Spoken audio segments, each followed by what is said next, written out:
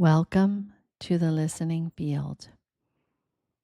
Today, I am reading a reflection called When Worlds Collide. You don't need to do anything, just listen. When Worlds Collide, a reflection on coherence, absorption, and the field that sorts itself. There is a particular kind of afternoon that teaches you something without announcing itself as a lesson. We were finishing up at the barn, horses put away, tack cleaned, the easy quiet that follows a good ride settling over everything.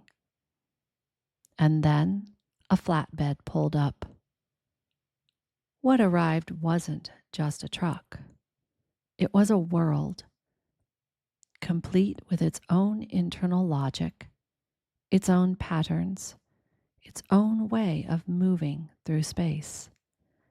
And within minutes, that world had begun installing itself, literally, into a field that already existed, that had its own rhythms, its own unspoken agreements, its own coherence. I watched. I noticed. I didn't need to intervene. The observation itself was enough. And what I noticed has stayed with me. You know the feeling. You walk away from an interaction and something sits slightly off in the body. Nothing dramatic occurred. No one was unkind. There were even apologies. And yet, a disturbance is there that was not before. A displacement you can't locate. You're tired in a way that doesn't match what you did.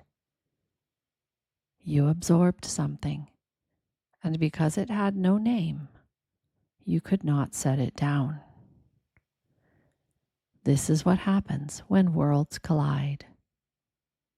We each carry one, a world, built over time from our patterns, our relationships, our particular way of organizing reality and moving through space. Most of the time, we aren't aware we're carrying it. It simply moves with us, the way a field moves with a body. And we are always, whether we know it or not, making contact with other worlds. Most of that contact is unremarkable. Worlds that have developed in proximity tend to attune to one another over time. They find a shared rhythm. Unspoken agreements form. A mutual field develops that holds everyone within it comfortably.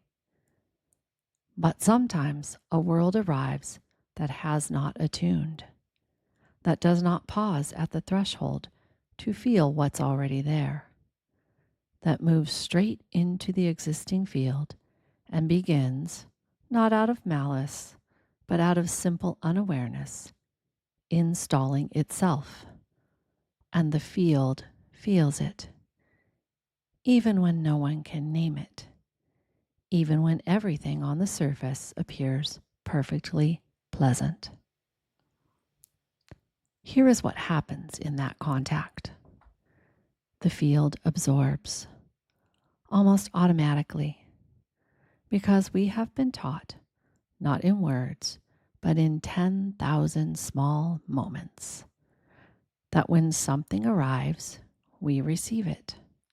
When someone apologizes, we accept. When disruption enters, we smooth it over. We say it's fine before we've even checked whether it is. It feels like kindness. It looks like kindness. But there is a difference between kindness and accommodation. Kindness sees the person. Accommodation serves the system. And most of us, most of the time, cannot tell them apart in the moment because the social reflex moves faster than awareness. So we absorb, and the body keeps the real accounts. Because what enters the field doesn't disappear simply because the interaction ended. The disorganization stays. It moves through the system looking for form, looking for a name. And here's the quiet cost of absorption without transformation. You cannot still what you cannot identify.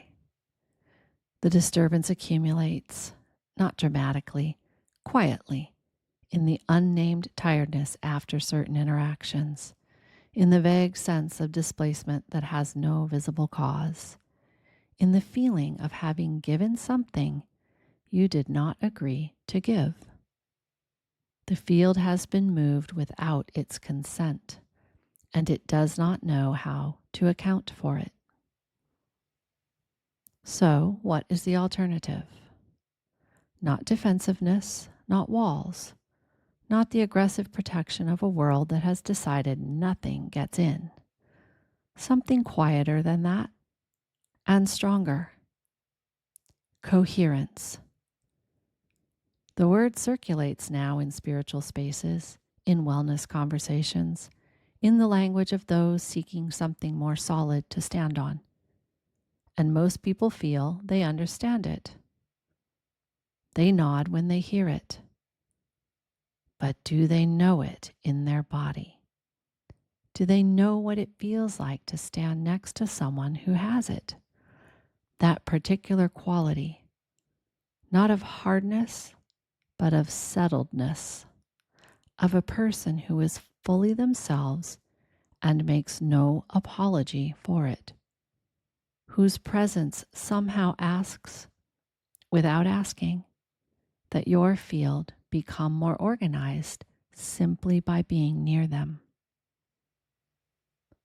Coherence is not a concept. It is a living quality. It is a world that knows what it is, that has been shaped by experience, tested by friction, moved through contact with other worlds, and has returned each time to its own nature. Being great, it flows. It flows far away. Having gone far, it returns. The Tao knew this. What is truly coherent cannot be permanently disorganized by what it moves through. It makes contact. It feels the friction. It may even be temporarily moved, but it returns. Coherence does not announce itself.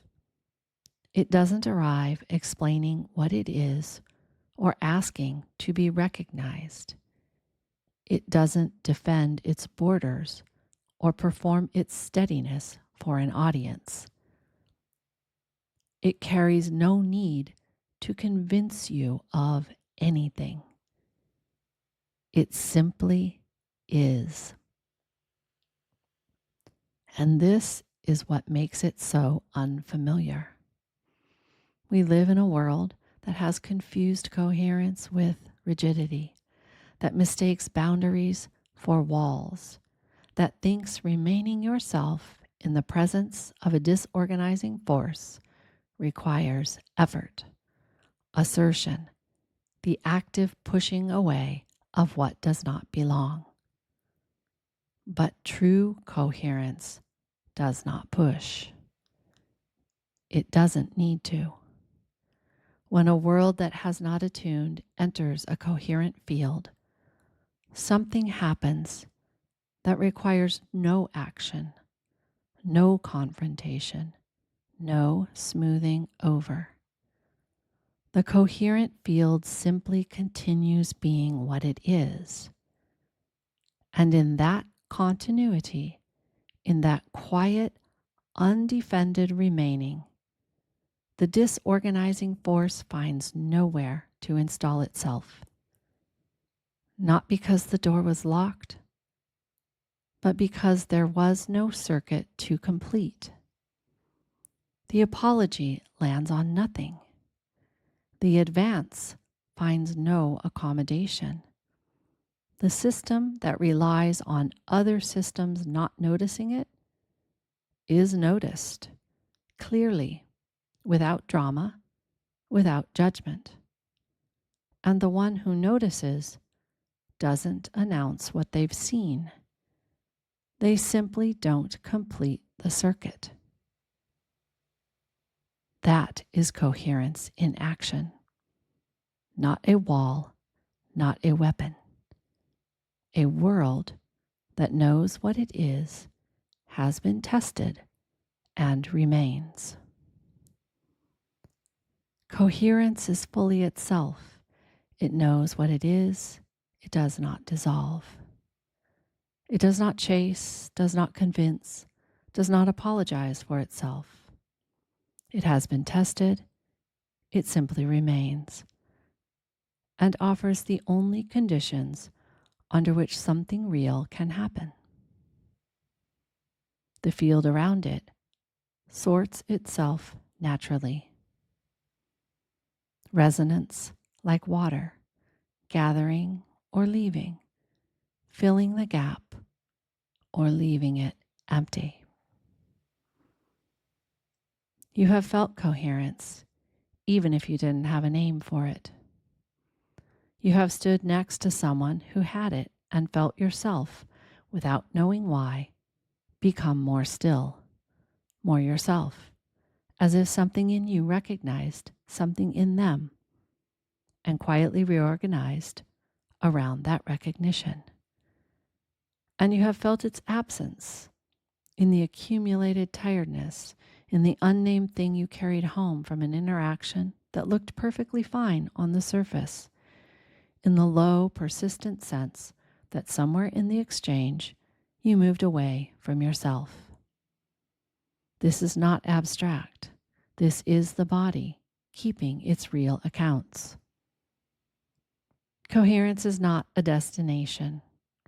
It is not achieved once and held forever without tending. It is a returning again and again to your own nature, through every contact, every collision, every world that moves through yours without asking permission. Being great, it flows far away.